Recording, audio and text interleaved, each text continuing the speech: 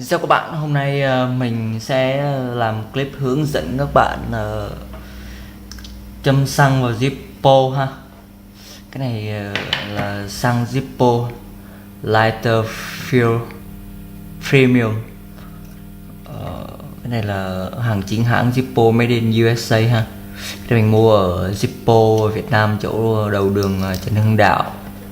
Còn đây là chiếc Zippo Solid Brass Gold của mình. Thì mình cái này mình còn chưa bóc tem luôn ha. Cái này bây giờ mình bóc tem ra mới hoàn toàn luôn.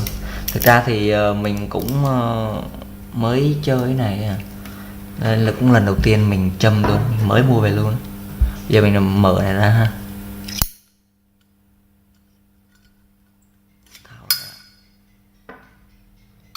Mình dùng này ha. Mở đây.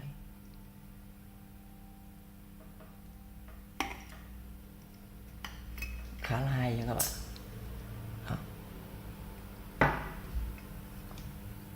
Còn cái này các bạn sẽ để ngược lại này.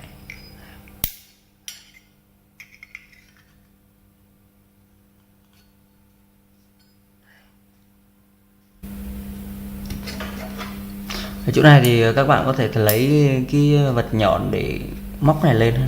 Mình cho này vào, có thể dùng cái kim lấy cái nhíp gì đó. Bây giờ mình cho vào xăng vào ha. Cho xăng cái nào để đầy ha.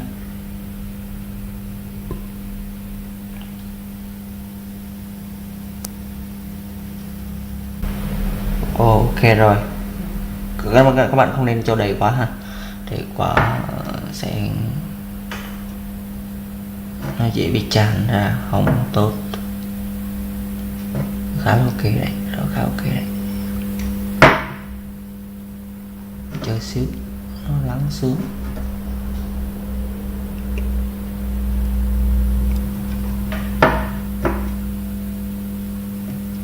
Rồi mình thấy ok đấy, ok. Cấp lại như ban đầu. Wow, hơi đầy.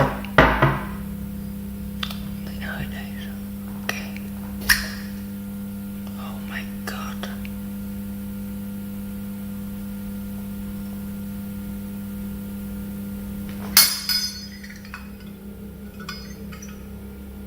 Hơi đầy các bạn.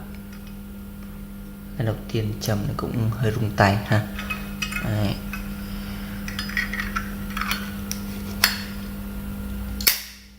Mình sẽ lau này lại ha. Thực ra thì cái này cũng khá là dễ bay hơi xăng mà các bạn. Cái này là xăng mà nó vẫn cấu tạo khác cái xăng bình thường xíu. Mình lau, còn như lau không nên để nó dính vào tay khi bật lửa ha, để gây cháy. Lau sạch. Ok, bây giờ mình đã có một chiếc Zippo với đầy nhiên liệu.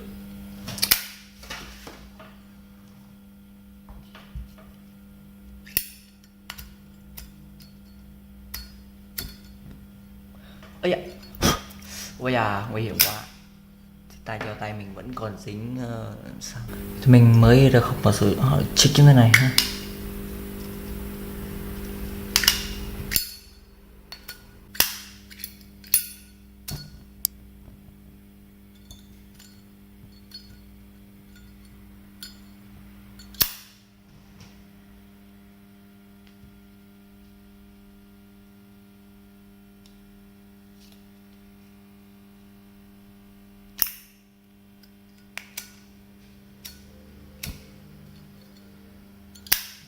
Ok các bạn, cảm ơn các bạn ha.